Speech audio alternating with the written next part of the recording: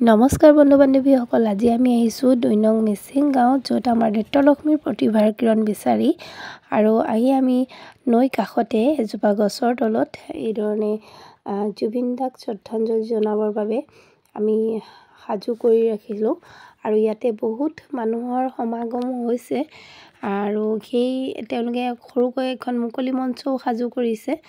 খুব ধুনীয়াকৈ দেখিছে আৰু ইয়াত যিখিনি লোক, সেই স্থানীয় লোক ইতিমধ্যে ইয়াতে আহিছে আৰু যিহেতু বতৰ ইমান ভাল নহয়, প্ৰতিকূল বতৰকো নেওচি তেওঁলোকে আহিছে আৰু স্থানীয় এগৰাকী জ্যেষ্ঠ মহিলাক আমি প্ৰাণৰ শিল্পীজনাৰ ওচৰতে গছি ভক্তিৰ প্ৰতিভেৰে তেওঁক শ্ৰদ্ধাঞ্জলি জনাবৰ বাবে আমাৰ নৃত্যলক্ষ্মীৰ তৰফৰ পৰা অনুৰোধ জনাইছিলোঁ আৰু তেখেতে আমাৰ অনুৰোধ ৰক্ষা কৰি এইদৰে প্ৰাণৰ শিল্পীজনাৰ ওচৰত এগছি বন্তি আগবঢ়ালে। সেয়া দেখিছেনে, কিমান যে মৰম লগা নহয়নে ফটোখন।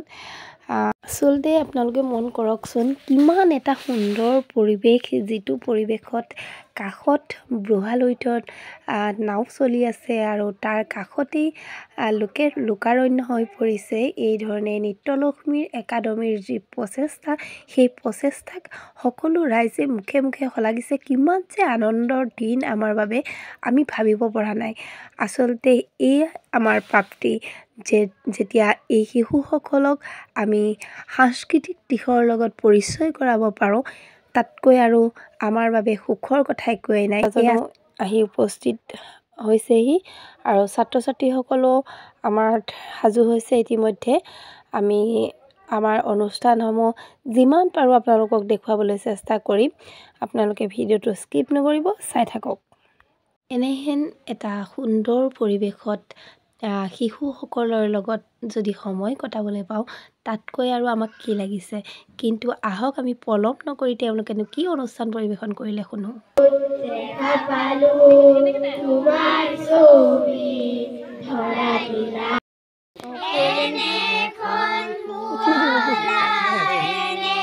আজি ইয়াত থকা সকল, মই যদি কিবা কবিতাটোত ভুল কৰোঁ ক্ষমা কৰি দিব।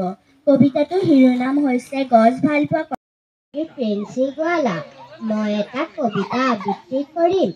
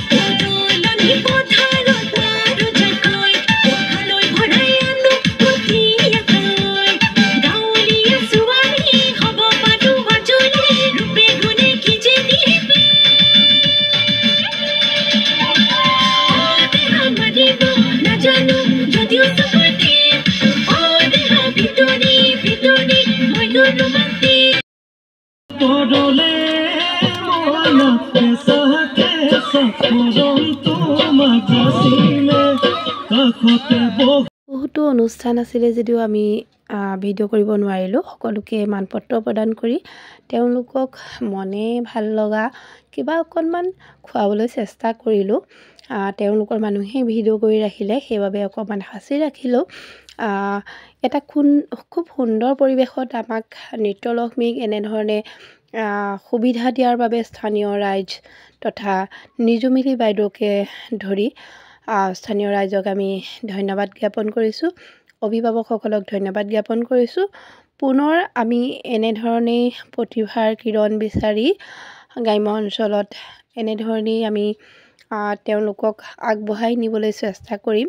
গতিকে আপোনালোকৰ সহায় সহযোগিতা আশীৰ্বাদ সদায় কাম্য। ভিডিঅ'টো যদি ভাল লাগিলে তেনেহ'লে লাইক কমেণ্ট শ্বেয়াৰ কৰি দিব। ধন্যবাদ।